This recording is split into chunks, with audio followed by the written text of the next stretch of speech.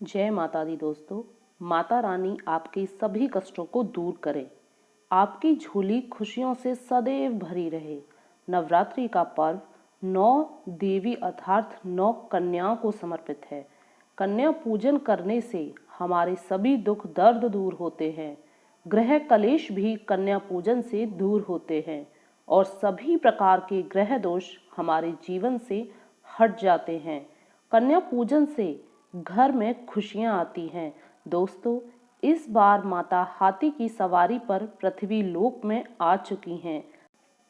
जब माता रानी हाथी की सवारी पर पृथ्वी पर आती हैं, जब जब धरती पर वर्षा अधिक होती है, इस बार नवरात्रि बहुत ही शुभ माने जा रहे हैं।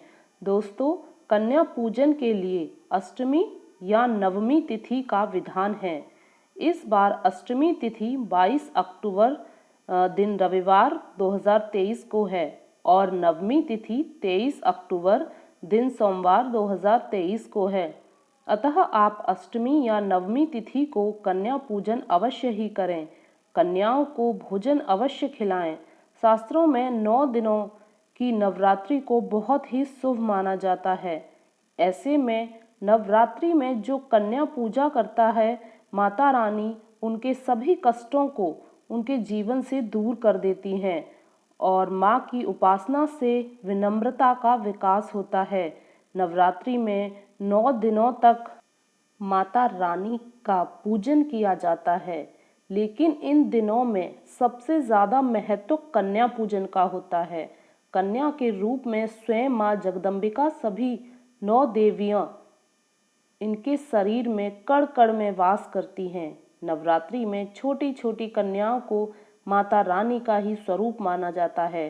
कन्याओं को भोग लगाया जाता है, उन्हें प्रसन्न किया जाता है और बदले में कन्याओं से आशीर्वाद मांगा जाता है।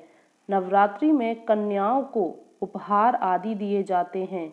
यदि कन्याओं ने खुशी खुशी उस भेंट को स्वीकार कर लिया तो माना जाता है कि माता दुर्गा ने वह भेंट स्वीकार कर ली।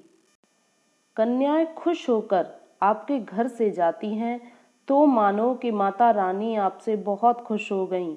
आपकी नवरात्रि की पूजा सफल हो गई। नवरात्रि में 2 साल से लेकर 10 साल तक की कन्याओं का पूजन होना चाहिए। अष्टमी अथवा नवमी को कन्याओं के पैर धोकर उन्हें भोजन कराना श्रेष्ठ माना जाता है। जब कन्याएं आपके घर आएं तो उनके जल से पैर धोने चाहिए। फिर घर में साफ जगह में कपड़ा बिछाकर उनको बिठाना चाहिए। फिर उनको कुमकुम आदि से तिलक करें। फिर उन्हें भोजन ग्रहण कराना चाहिए।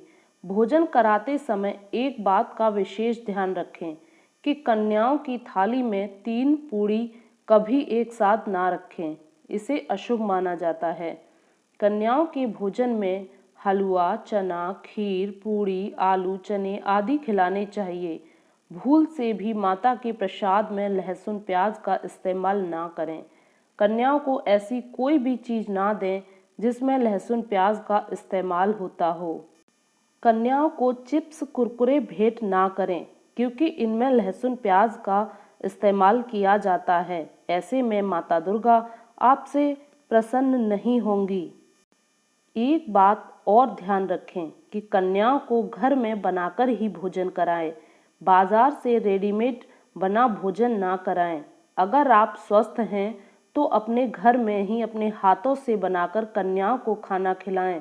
नवरात्रि में कन्या पूजन में यदि शुक्रवार हो तो उस दिन कन्याओं को किसी भी खट्टी चीज को ना खिलाएं। कन्याओं की थाली में एक लौंग अवश्य रखें। लौंग माता रानी को बहुत प्रिय है।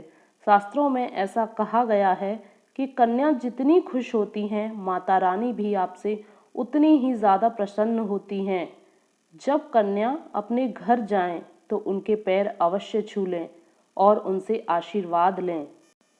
सच्चे दिल से की गई पूजा आपको अवश्य ही सुख प्रदान करती है। माता अपनी कृपा आप पर अवश्य ही बरसाती हैं। जय माता दी दोस्तों। अगर आपको वीडियो अच्छी लगे तो कमेंट में जय माता दी अवश्य लिखें।